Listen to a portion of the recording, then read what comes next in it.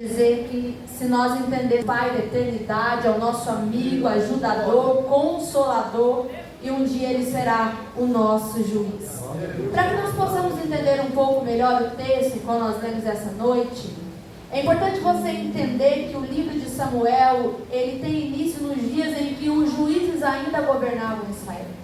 E a Bíblia faz questão de dizer que naquele tempo, aquele povo estava disperso de Deus. Aquele povo estava distante de Deus. Não diferente dos dias atuais, aquele povo já havia se tornado amante de si mesmo. A Bíblia vai usar exatamente essas expressões, dizendo que cada um vivia da maneira que queria.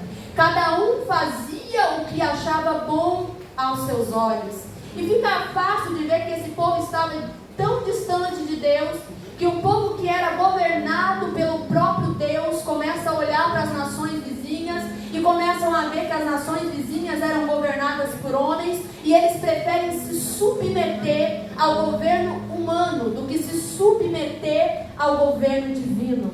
Quando nós olhamos para os dias atuais, nós vemos que não é diferente. O mundo tem se distanciado de Deus, e cada vez coisas que eram erradas, que hoje já não são mais. Mas eu louvo a Deus nessa noite, porque a palavra de Deus vai dizer que nesse tempo em que o povo estava distante de Deus, em que o povo estava disperso de Deus, em que o povo era amante de si mesmo, em que o povo vivia cada um da maneira que queria, foi nesse tempo que Deus olhou para a casa de Ana e decidiu que aquela casa geraria um profeta. Eu vim para ser boca de Deus neste lugar, e eu quero profetizar sobre a tua casa nessa noite. Eu quero dizer que embora o mundo lá fora esteja distante de Deus, a tua casa será para a glória de Deus. Os teus filhos serão para a glória de Deus. A tua família, a tua vida será para glorificar aquele que vive e reina para todo sempre. A Bíblia começa nos falando sobre esse homem chamado Eucana, homem chamado, escolhido, separado por Deus. A Bíblia vai dizer que ele fazia parte dos levitas da casa do Senhor, dos levitas de um grupo que se chamava coatitas. E o que esses coatitas faziam, irmã? Esses coatitas, eles eram separados para carregar os utensílios de dentro da casa de Deus. E esses utensílios, eles não poderiam ser carregados de qualquer maneira. Eles precisavam estar devidamente cobertos para que eles pudessem ser carregados. Se esses utensílios fossem tocados de qualquer maneira, certamente ele morreria. Eu não tenho dúvida em dizer que pessoas olhavam para Eucana como espelho, porque coisa linda é quando nós olhamos para alguém que Deus levanta, alguém que Deus usa. Eu não tenho dúvida que as pessoas olhavam para Eucana e diziam: certamente a casa de Eucana deve ser uma maravilha, porque a intimidade que esse homem tem com Deus é diferente. Certamente as pessoas olhavam para Eucana e pensavam: Eucana deve ter um contato diferente com Deus, porque ele serve a Deus de perto. Mas todas as vezes que nós vemos um homem, uma mulher na qual Deus levanta, nós precisamos entender que juntamente com a chamada, juntamente com o propósito, juntamente com aquilo que Deus tem para com a vida dessa pessoa, as tribulações vêm. Mas eu louvo a Deus nessa noite, porque a Bíblia vai dizer que apesar da casa de Eucana estar em guerra, ele não abriu mão de fazer aquilo que Deus havia colocado sobre a sua mão. A Bíblia vai dizer que apesar das adversidades, ele continuou exercendo aquilo que Deus havia depositado sobre a tua mão. Eu quero louvar a Deus pela sua vida nessa noite, porque eu quero acreditar que apesar das dores, apesar das adversidades, apesar das portas que têm se fechado diante de você, você escolheu nessa noite não abrir mão da chamada que ele tem depositado sobre a tua vida, não abrir mão daquilo que ele tem depositado sobre você. Glória a Deus, aleluia. E a Bíblia vai dizer que todos os anos subia para pedir. A Bíblia vai dizer que Eucana subia para olhar para o céu e dizer: ó Senhor, o Senhor tem que fazer, porque eu te sirvo e a minha esposa Ana não está gerando, não. A Bíblia vai dizer que Eucana era adorador por excelência. que apesar das dores, apesar das adversidades, ele chamava as tuas esposas, ele chamava os seus filhos, ele dizia: nós vamos subir para Siló, mas não é para pedir.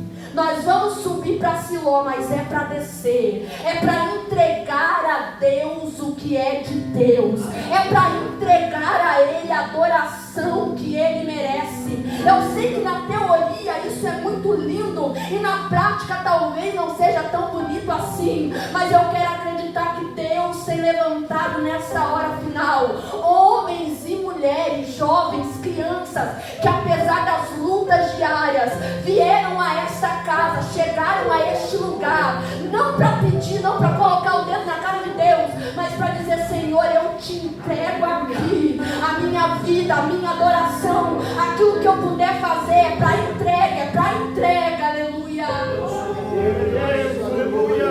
Eucana poderia dizer: eu não vou subir para entregar porque eu não tenho recebido aquilo que eu tenho pedido. Essa história é muito conhecida.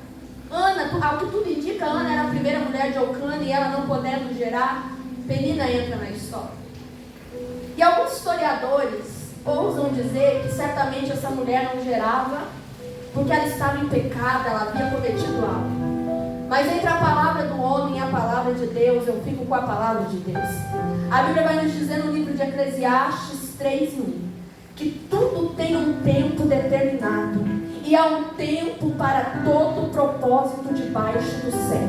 A Bíblia vai dizer em Romanos 8:28 que todas as coisas juntamente cooperam para o bem daqueles que amam a Deus. Você pode começar a louvar a Deus essa noite, porque na minha vida e na sua vida não acontece nada sem a permissão de Deus. Nós estamos vivendo para um propósito. A porta que se fecha hoje vai ser para a glória de Deus. Os amigos que se vão hoje vão ser para a glória de Deus. As coisas que acontecem diferente daquilo que almejamos, daquilo que desejamos na nossa vida, existe um propósito maior, e esse propósito pertence àquele que governa toda a história da humanidade. Alguém olha para Ana e vê um cenário de sofrimento. Alguém olha para Ana e vê um cenário de dor. Alguém olha para Ana e vê um cenário de depressão, vê um cenário de tristeza. Sabe qual é o maior problema da igreja nos dias atuais? É que inventaram para a gente um cenário de facilitação. Mas a história da igreja nunca foi e nunca será em um cenário de facilitação. Toda a história da igreja, nós vemos que a igreja venceu foi no meio da dor, foi no meio da aflição. Tertuliano, um dos pais da igreja, ele vai dizer, sabe o quê? Que o sangue dos mártires era como adubo para a igreja. Quanto mais gente morria, mais a igreja crescia. Quanto mais a igreja sofria, mais a igreja era apertada, mais a igreja avançava. Eu louvo a Deus nessa noite, porque nós não precisamos de cenário de facilitação. Nós cremos num Deus que tem todo o controle da história da humanidade sobre as suas mãos. É no meio da dor que essa terra seca vai frutificar. É no meio do sofrimento que Deus vai nos transformar para algo que Ele tem preparado. É no meio das lágrimas, é no meio da dor em que nós vemos aquilo que Deus tem preparado para a nossa vida avançar. Aleluia. Glória a Deus. Aleluia. Alguém não está entendendo o cenário. O cenário aparentemente é de terra seca. Mas que coisa linda que a palavra nos diz que quem dá o crescimento é o nosso Deus. Alguém não está vendo nada, mas a mão de Deus está estendida sobre essa terra seca. Alguém não está vendo fruto, mas a mão de Deus está estendida sobre essa terra, dizendo: enquanto você chora, essa frutificação vai crescer. Aleluia. Eucana sacrificava todos os anos por Ana e por Penina. Mas o que me chama a atenção é que a Bíblia vai dizer que quando ele sacrifica por Ana, a oferta era dobrada, o sacrifício era porção dobrada. E quando eu olho para este homem, eu consigo ver um homem que tinha uma adoração pura, uma entrega verdadeira e uma fé genuína. Sabe por quê? Porque Porque a gente investir em terra que já frutificou é muito fácil. Eu vim aqui e ver alguém que já deu certo, ó, eu acredito em você. Eu acredito na tua chamada, eu acredito no teu ministério. A gente vê um projeto que já deu certo, frutificando, olhar e ó, eu vou investir nesse projeto porque eu acredito em você. Enquanto ele está ofertando por Penina, está tudo bem. Penina já gerou, Penina já deu frutos, mas ofertar 2 vezes mais com porção dobrada por quem ainda não deu nada. Sabe o que se chama isso? Isso se chama fé. É aquela mãe que continua de joelhos dobrados quando ninguém mais acredita que o filho vai entregar a vida a Deus. É aquela esposa, aquele esposo que continua orando pela casa, pela família, ainda não deu frutos, mas ele sabe, ela sabe que a mão potente de Deus tem poder para mudar a história, tem poder para fazer terra seca frutificar, tem poder, aleluia. Quem sabe até hoje você tem ouvido palavras que têm machucado a tua alma. Disseram para você: para de investir na tua casa porque não vai dar certo. Para de orar pelo teu filho porque não tem mais jeito. Desiste da tua família, desiste dos teus parentes, desiste desse negócio de ser crente. Até quando você vai continuar? E o que Deus está dizendo hoje é: continua investindo, continua acreditando, continua orando, continua perdendo noites de sono se for necessário, porque quando Ele colocar a mão, Samuel vai chegar para mudar a história de uma nação. Quando Ele colocar a mão, o testemunho será grande daquilo que Ele fará sobre a tua casa. Glória a Deus, aleluia. A Bíblia vai dizer que a sua rival provocava excessivamente. E todos os anos era uma guerra naquele lugar. É lindo porque a Bíblia é perfeita em tudo que ela faz. A palavra usada no hebraico, no original, no texto que nós lemos, de quando Penina provocava Ana, é Caás, que significa que a raiva que Penina sentia de Ana é porque ela via em Ana favor não merecido. E se você olhar o nome de Ana, ele significa graciosa ou cheia da graça. E o que significa graça? Graça é favor não merecido. Sabe por que Satanás odeia tanto você? Sabe por que ele odeia tanto a tua casa? Porque ele tem investido para você parar, para você abandonar. É porque ele não consegue compreender o amor de Deus pela tua vida. Ele olha para você e pensa: como pode ser tão abençoada? Não merecia, mas a mão de Deus está sobre a casa dela. Não podia avançar, mas a mão de Deus continua prosperando. E só entende de graça quem um dia já precisou dela. E todos nós, todos os dias gritamos: Senhor, se não for a tua graça, se não for a tua misericórdia, nós não nos colocamos de pé. E é por isso nesta noite que nós continuamos acreditando, continuamos avançando, porque a graça e a misericórdia de Deus tem alcançado a nossa vida e a nossa casa. Aleluia! Penina pensa: como assim? Eu estou gerando, e quem está recebendo porção dobrada é ela. E é triste porque você consegue observar que o que Penina está fazendo, ela está prejudicando apenas ela mesma. Porque eu não sei você, mas eu nunca vi um invejoso prosperar. E se você parar e olhar com atenção para a vida de Penina, você vai ver que aquilo que Penina está sentindo é algo terrível. Sabe por quê? Salomão vai dizer no livro de Provérbios 14, versículo 30, que a inveja é algo tão poderoso, é algo que faz tão mal, que ela tem poder de corroer aquilo que a terra não corrói. Se você ligar o noticiário, você vai ver que em escavações antigas, quando eles abrem, eles acham ossos de pessoas que há muito tempo morreram. E Salomão está dizendo: a inveja é algo tão terrível, que ela tem poder de corroer aquilo que a terra não corrói. E se você olhar para Penina, você vai ver que Penina não consegue desfrutar do favor de Deus, porque ela está preocupada com quem não tem. Penina tinha tudo para chegar e entregar a Deus uma oração de gratidão. Ela tinha tudo para olhar: Senhor, eu te agradeço porque o meu ventre tem gerado. Senhor, eu te agradeço porque a minha casa tem sido abençoada. Senhor, eu te agradeço por tudo que o Senhor tem feito. Mas Penina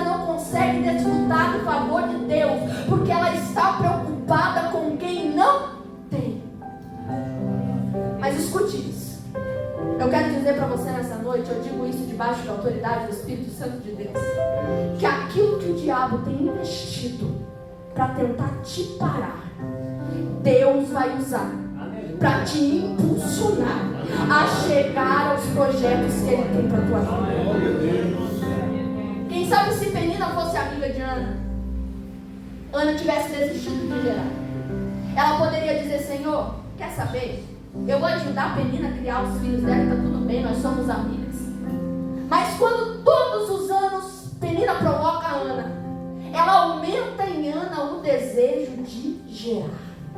As palavras que têm vindo para te amaldiçoar, Deus vai usar para te abençoar.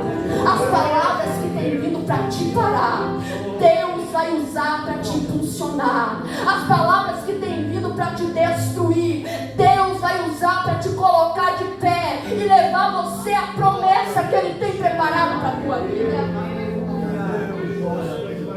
Eu costumo dizer que o maior erro de Ana foi deixar que Penina minasse a sua mente. A Bíblia vai dizer no livro de 1 Coríntios 2,16 que nós, eu e você, nós, porém, temos a mente de Cristo. Se nós temos a mente de Cristo, você concorda comigo que nossa mente não pode ser uma mente medíocre? A minha mente não pode estar aberta a acreditar mais nas palavras do adversário do que as palavras de Deus que foram liberadas a meu respeito. Quer ver uma coisa? Nós vivemos em um século em que a tecnologia tem tomado conta de tudo. E se você olhar, tem pessoas que passam às vezes a maior parte do dia em redes sociais. E de repente eles começam a olhar as redes sociais e eles começam a ver a família perfeita, o corpo perfeito, a vida perfeita. E de repente eles começam a idealizar algo que não existe. De repente começam a entrar em depressão, não acreditar mais que fulano está viajando lá para outro lugar, eu também pude. Olha como fulano está avançando e eu estou parado no mesmo lugar. E a mediocridade deste mundo começa a tomar conta da nossa mente. Aí você poderia olhar para mim e dizer: irmã, você está falando besteira, porque quem serve a Deus não pode ter uma mente medíocre. Mas aí vem a Bíblia e me diz que tinha um homem chamado Judas, que tinha tudo para ter a mente de Cristo. Ele era discípulo de Jesus. Ele era separado como um escolhido de Jesus. Mas a Bíblia vai dizer que a mediocridade deste mundo fez ele pensar que 30 moedas de prata valiam mais do que o sacrifício de Cristo naquela cruz para nos salvar. Mas aí vem a Bíblia e me fala sobre João, o apóstolo do amor, que tinha tudo para ter uma mente medíocre. Por quê? Porque no livro de Apocalipse, a Bíblia vai dizer que ele está exilado em Patmos, ele está preso, ele está em uma prisão. Todos os outros apóstolos já haviam morrido, só resta ele. Nero se intitulava como Deus daquela nação. Os crentes estão sendo massacrados. Ele poderia dizer: quer saber de uma coisa? Eu vou abandonar esse evangelho, eu não acredito mais, está todo mundo morrendo, todo mundo desacreditado. Só que quem tem a mente de Cristo é diferente. A Bíblia vai dizer que ele está exilado, isolado, mas sabe o que ele está vendo? Ele está vendo os céus abertos e a glória de Deus sendo revelada. A Bíblia fala sobre Ananias e Safira, que tinham tudo para ter a mente de Cristo, mas a mediocridade deste mundo fez eles acreditarem que eles podiam enganar ao Espírito Santo de Deus, e eles foram fulminados no mesmo momento. Mas aí vem a Bíblia e fala sobre João Batista, que tinha tudo para ter uma mente medíocre. Por quê? Porque a Bíblia vai dizer que quando ele condena o pecado no rei, ele é preso. E o que está em jogo, pregador? O que está em jogo é a cabeça dele. Aleluia! Ele está dentro de uma prisão. Ele tinha tudo para dizer: quer saber? Esse evangelho é mentiroso, porque agora a minha cabeça está em jogo, eu estou preso. Não, mas quem tem a mente de Cristo não negocia com a verdade que há na palavra de Deus. Ele está dentro da prisão, a cabeça está em jogo, mas ele está olhando para ele dizendo: ou você se arrepende dos seus pecados, ou você morre, ou você muda de vida, ou você morre. A Bíblia fala sobre Davi, que tinha tudo para ter a mente de Cristo. Ele foi escolhido e separado como rei em Israel. Mas a Bíblia vai dizer que a mediocridade deste mundo fez ele olhar para uma mulher que não era sua. E se você olhar depois que Davi cai em adultério, a vida dele só vai ladeira abaixo. Mas aí vem a Bíblia e nos fala sobre José, que tinha tudo para ter uma mente medíocre. Por quê? Porque ele foi mandado como escravo para o Egito. A Bíblia vai dizer que ele foi vendido pela própria família. Mas quando o pecado bate a sua porta, ele foge. Porque quem tem a mente de Cristo não negocia os princípios de Deus. Sabe qual que é o nosso problema?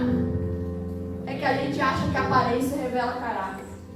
Você olha lá Davi, rei, bonito, tem dinheiro, tem tudo. Aí você vê um escravo no Egito e pensa que o errado, o pecador é ele. Mediocridade.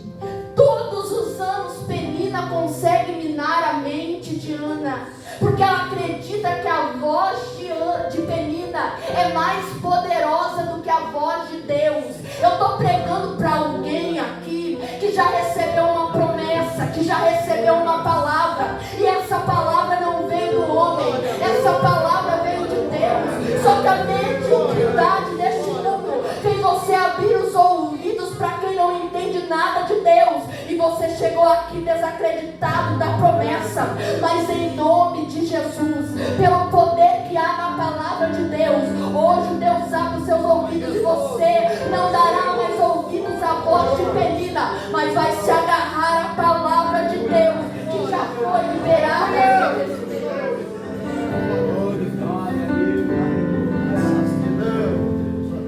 Quantas vezes a nossa estrutura é balançada por coisas que não condizem com aquilo que Deus disse? Quando eu pego essa palavra, me vem à memória um tempo em que eu estava passando por uma adversidade muito grande, e eu me lembro que eu não conseguia nem dormir, e eu chorava, e eu chorava, e eu chorava.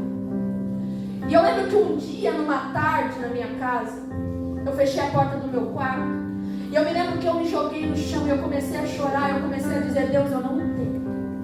Mas naquela tarde o Espírito Santo de Deus resolveu ministrar no meu coração, e ele disse: o que você está fazendo ali? E eu lembro que fortemente o Espírito bradava no meu coração, e ele disse: o que eu disse a respeito disso que você tem me dito? Eu não tenho uma palavra? Eu não tenho uma promessa? Até quando você vai chorar pelo que estão dizendo, se eu já liberei uma palavra sobre a tua vida?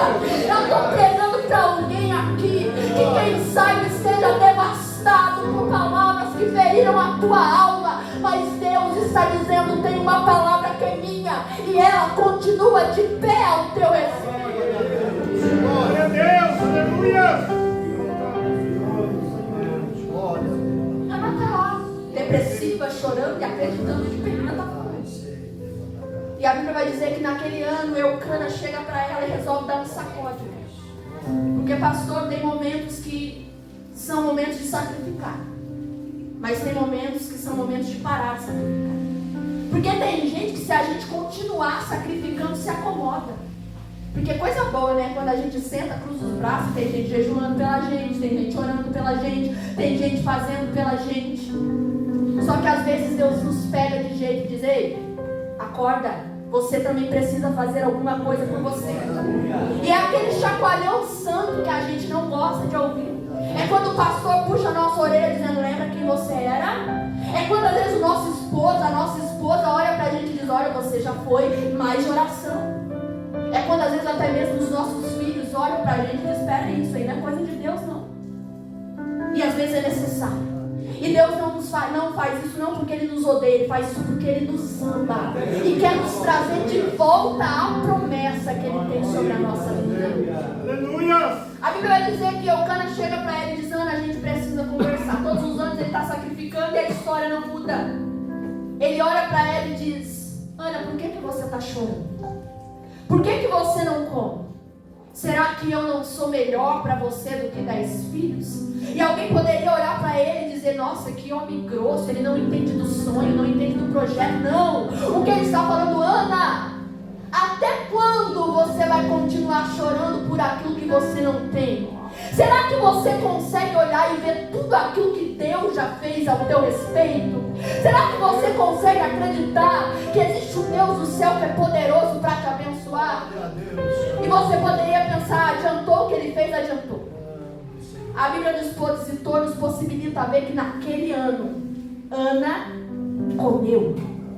Entenda algo. Eu acredito que algumas pessoas já sabem que para um judeu, para essa cultura, nessa época, o momento da mesa é um momento sagrado. Na mesa do judeu não se assenta qualquer pessoa. Não é como a gente que às vezes conhece alguém hoje e já convida para comer na nossa mesa. Não. Para você se assentar na mesa de um judeu, ele precisa no mínimo ter intimidade com você. E eu quero que você entenda que todos os anos, quando a mesa é colocada, uma guerra acontece naquele lugar. Penina provoca de um lado, Ana chora do outro. E eu não sei você, mas se eu estiver numa mesa e começar uma briga, uma discussão, até a fome, parece que a gente perde, a comida já desce e está lá. E todos os anos acontece a mesma coisa, só que naquele ano Ana decide comer. E quando Ana decide comer, ela está selando a paz sobre essa mesa. Porque quando a gente não se alimenta do que? Não se alimenta da palavra. A gente está suscetível às afrontas do adversário. Penina vem e diz, você não vai conseguir, você já começa a chorar. Penina olha para você e diz, você não vai alcançar, você já desiste do teu sonho. Penina olha para você e já balança a tua alma, porque você não está alimentado.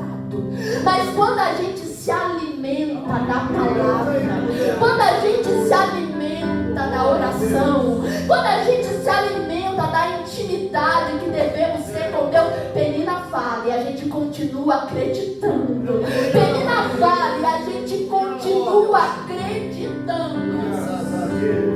Em outras palavras, o que Ana está dizendo é o seguinte: Penina, a partir de hoje eu estou selando a paz sobre essa mesa. Penina, a partir de hoje você não tem mais lugar nessa mesa. Eu quero que você pegue essa palavra, agarre ela com força. E a partir de hoje, quando Penina vir ecoar no teu ouvido, você vai dizer, a partir de hoje, Penina, você não tem lugar nessa mesa. Porque eu estou alimentado da palavra que vem do céu. Eu estou revestida da palavra que vem do céu. Eu estou cheia da palavra. Glória a Deus. A Bíblia vai nos dizer que Ana se levanta e, contrariando a lógica, quem se levanta para ficar de pé. A Bíblia vai dizer que ela se levanta para se prostrar. Só que agora não é mais aos pés de Penina chorando. Parece que eu vejo um inimigo raivoso pensando, alguma coisa está diferente. Ela está comendo, ela não está chorando, ela não está mais parada onde ela estava. É quando você pega a tua Bíblia, se levanta e diz, quer saber, eu vou para a igreja porque eu acredito na palavra. É quando você fecha a porta do teu quarto e você continua orando. Estão dizendo que não vai dar em nada, mas você tem uma palavra liberada ao seu respeito. Me diga, quem pode amaldiçoar o que Deus abençoou? Aleluia. A Bíblia vai dizer que ela chega até o local que ela vai orar, até a igreja, digamos assim, para ficar numa linguagem, ao templo. E quando ela dobra os seus joelhos, ela disse com benignidade, olhares para a aflição da tua serva. Ela começa dizendo, Senhor, eu sei que eu sou apenas uma serva. É quando a gente reconhece, Deus, eu queria, mas com as minhas mãos eu sei que eu não posso fazer. Senhor, eu reconheço que eu preciso de uma interferência divina. É quando a gente diz, Senhor, eu até queria cantar, mas eu não consigo, eu não tenho força. Eu preciso que a tua mão olhe para mim. Senhor, eu até queria pregar, eu até queria evangelizar, eu até queria continuar projetando aquele sonho, mas foram tantas coisas que me sufocaram. Mas hoje eu reconheço, eu sou tua serva e eu preciso que a tua mão olhe para mim e me dê forças para conseguir, porque sozinha eu não posso. A gente não precisa fingir que é um super-herói diante de Deus. A gente pode até manter a pose diante dos homens, mas quando a gente chega diante de Deus, a gente tem liberdade para rasgar a nossa alma e dizer, Senhor, eu queria, mas eu não posso. A ansiedade já tem dominado a minha alma. A depressão tem tomado conta da minha mente. Senhor, eu queria ser uma super-heroína, um super-herói, mas eu não sou, me ajuda. E a Bíblia vai dizer que ela termina a oração dizendo: se o Senhor olhar para mim, se o Senhor abençoar a minha casa, eu prometo que eu te devolverei aquilo que eu estou te pedindo.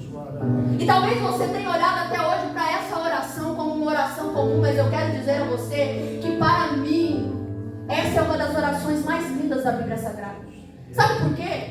Porque o que essa mulher está oferecendo aqui não é qualquer coisa.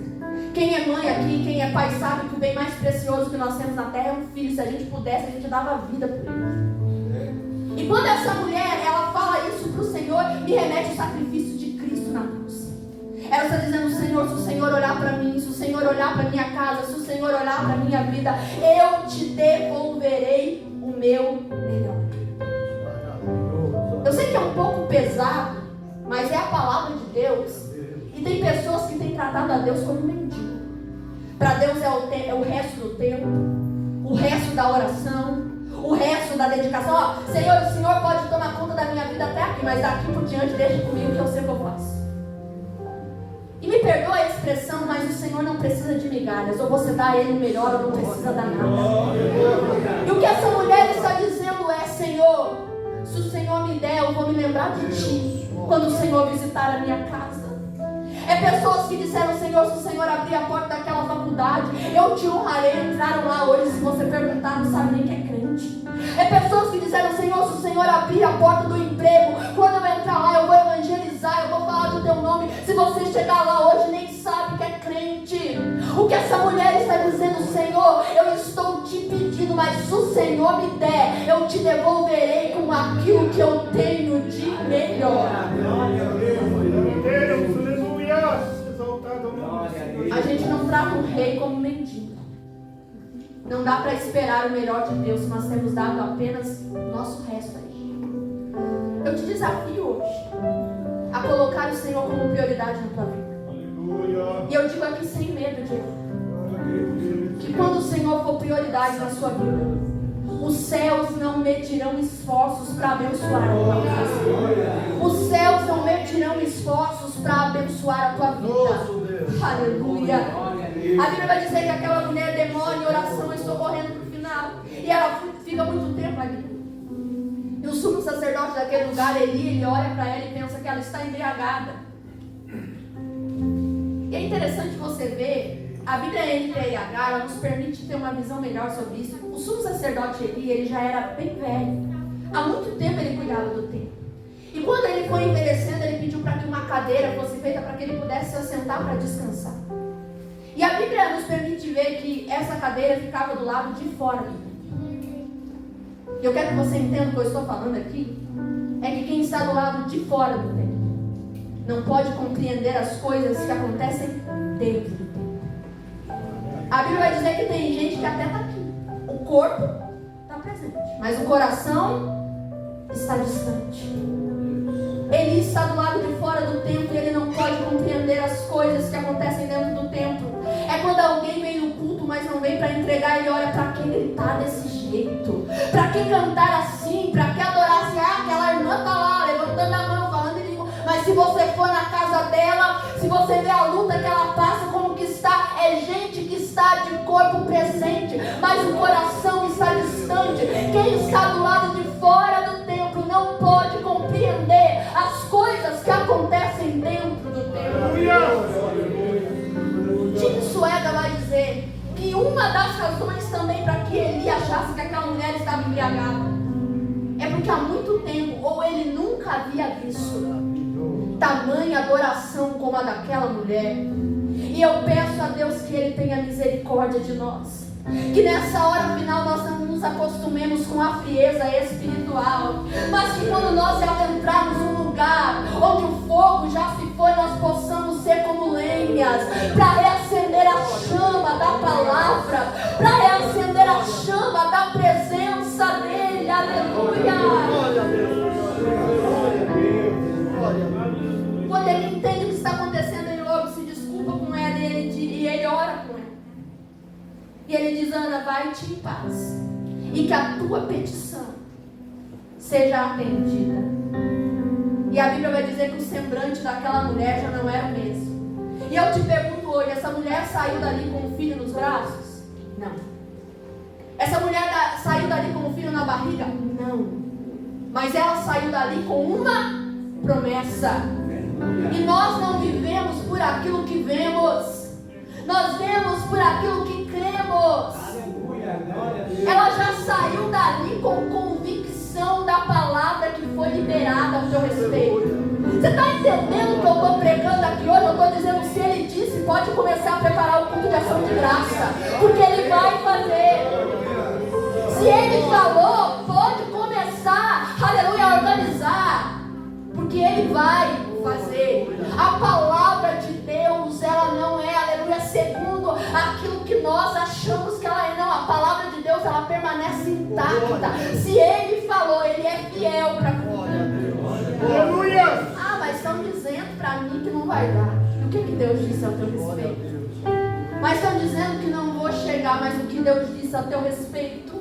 Mas quando eu olho para a direita e para a esquerda, eu não tenho condição nenhuma, mas o que Deus disse ao teu respeito? Ah, mas estão dizendo que para a minha situação não tem jeito, mas o que Deus disse ao teu respeito? Ele está dizendo, a palavra já foi liberada, a promessa já foi feita, agora pega pela fé e começa a esperar para receber o que ele prometeu. Para encerrar, a Bíblia vai dizer que aquela mulher engravida do filho da promessa, e ela escolhe o nome do menino de Samuel. E todo nome que tem por terminação El no Antigo Testamento, eles são derivados de Elohim. Um termo no hebraico é conhecido como genéricos para Deus. Ou seja, quando aquela mulher põe o menino do nome de Samuel, ela está dizendo todas as vezes que falarem do meu milagre, terão que dizer, isso não foi coisa de Ana. Isso só pode ter sido coisa de Deus. Todas as vezes que verem o meu milagre, terão que ver Deus inseridos no menino. É alguém que está dizendo, foi ele que me deu, então a honra é dele. Foi ele que fez, então a glória é dele. É tudo para ele. Que todas as vezes que olharem para o nosso milagre, que todas as vezes que olharem para a nossa chamada, que todas as vezes que olharem para o ministério que Deus nos deu, que todas as vezes que olharem para nós possam entender, ela não podia, mas a mão de Deus estava lá. Ele não tinha condições, mas a mão de Deus estava lá. Se fosse por ele, se fosse por ela, não chegaria, mas a mão de Deus estava estendida sobre a casa de Deus. Se coloque em pé nessa noite, em nome de Jesus. O tempo passou e aquela mulher foi devolver ao Senhor o que ela havia prometido. Se você puder, e se você tiver intimidade com a pessoa que está do seu lado, eu quero que você olhe para ela e diga, olha bem para mim hoje, marca bem esse meu rostinho, porque talvez quando você me ver de novo, você não me reconheça. A Bíblia vai dizer que quando ela vai devolver o menino, ela chega até Eli e ela diz, ah, meu Senhor, tão certo como tu vives, eu sou aquela mulher que esteve aqui contigo orando. Sabe o que ela está dizendo? Ela está dizendo, Eli, talvez você não me reconheça hoje, porque quando eu cheguei a esta casa, eu estava depressiva, os meus olhos estavam inchados de tanto chorar, a minha alma estava amargurada, mas olha para mim hoje, eu estou com um menino nos braços, o meu rosto já não é o mesmo, a alegria já tomou conta da minha casa. Pode dizer com a autoridade de Deus, talvez não me reconheçam, mas é porque a mão de Deus está estendida sobre a minha casa, sobre a minha vida, sobre a minha vida. Eu quero orar com você hoje. Eu gostaria primeiramente, rapidamente, de saber se nós temos alguém aqui. Eu creio que não, mas eu não vou deixar de fazer, que ainda não aceitou Jesus e gostaria de aceitá-lo hoje. Se tiver alguém, eu gostaria que você desse um passo de fé aqui à frente. Porque quer aceitar Jesus pregador é levantar as mãos do céu e reconhecer como único e suficiente Salvador da sua vida. A mudança quem vai fazer na sua vida não somos nós, é o Espírito Santo de Deus. Ou se nós temos alguém aqui que está afastado e gostaria de retornar hoje, eu gostaria de te conhecer e orar com você. Se nós não temos ninguém, eu quero crer que todos que aqui estão já entregaram a sua vida para Jesus. Então, se você quiser, se você puder, se você precisa, eu quero que você saia do seu lugar e dê um passo de fé aqui à frente. Eu quero orar com você e eu quero profetizar nessa noite que Deus fará grandes coisas ao teu respeito. Aleluia. Louvado seja o nome do Senhor. Aleluia. Louvado seja o teu nome, Senhor. Louvado seja o teu nome, Senhor. Aleluia.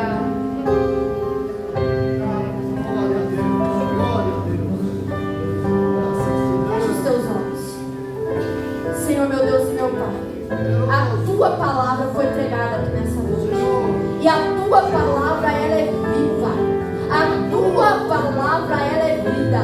Aonde ela chega, ela faz efeito. Aonde ela chega, ela muda a vida do homem e da mulher, Pai. A tua palavra que hoje está nos dizendo que nós podemos nos achegar à promessa que tem para nós. A tua palavra está dizendo que a tua promessa é maior do que toda palavra de maldição, é maior do que toda mentira do inferno, é maior do que tudo aquilo que vem para nos impedir, Pai. Aonde houver alguém que acredita nessa noite, eu peço que pelo poder que há na tua palavra, toque vidas aqui hoje, em nome de Jesus, em nome de Jesus.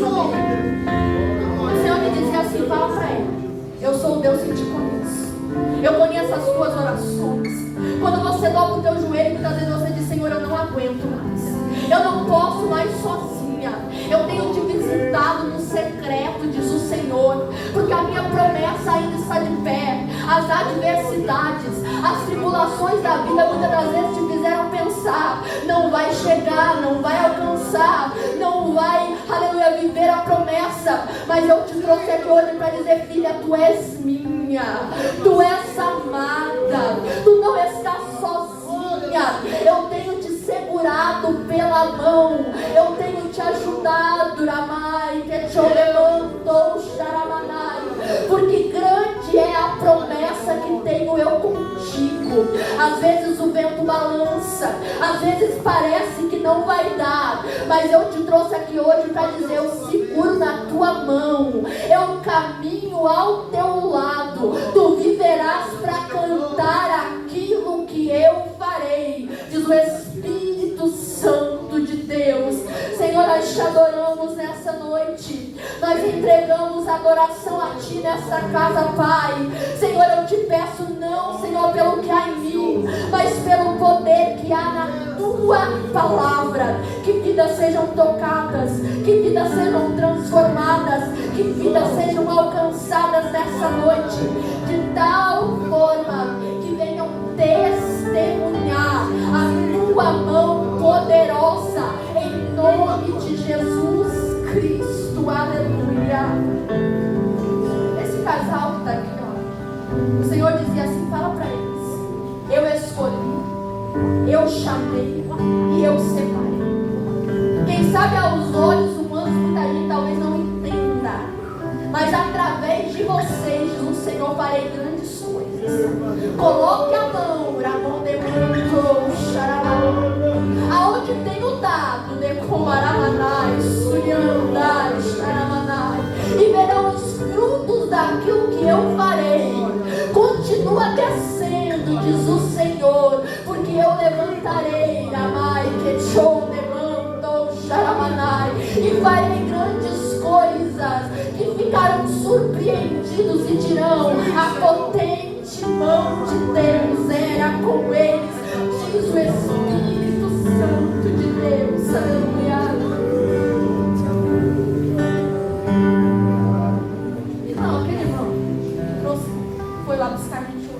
O Senhor dizia, diga para ele, grande é o ministério que tenho entregado em suas mãos.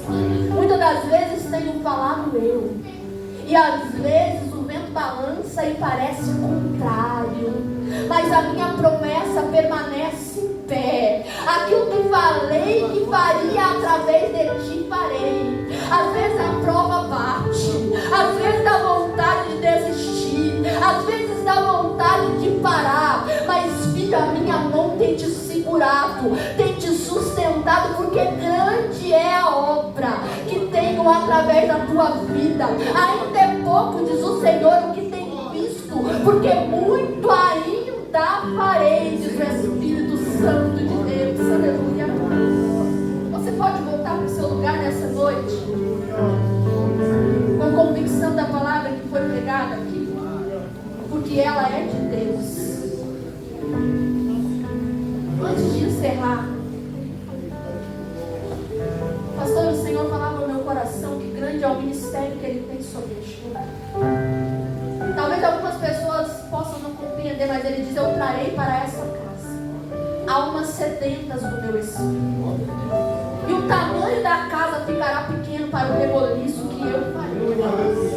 Porque tenho visto, diz o Senhor, a verdade do teu coração, a entrega que tem feito a mim. O Senhor diz: prepara o coração e prepara a casa, porque eu enviarei pessoas de longe, pessoas de perto, mas farei um reboliço através dessa igreja, neste lugar, diz o Espírito Santo de Deus. Irmãos, eu entrego a minha oportunidade nessa noite. Eu quero que você saia daqui com convicção de que essa palavra que foi pregada é a palavra de Deus, e Ele é fiel para cumprir em nossas vidas aquilo que Ele tem prometido. Eu peço que continue orando pela minha casa, pela minha família. Lembre da gente quando vocês forem orar, e que Deus abençoe a sua vida.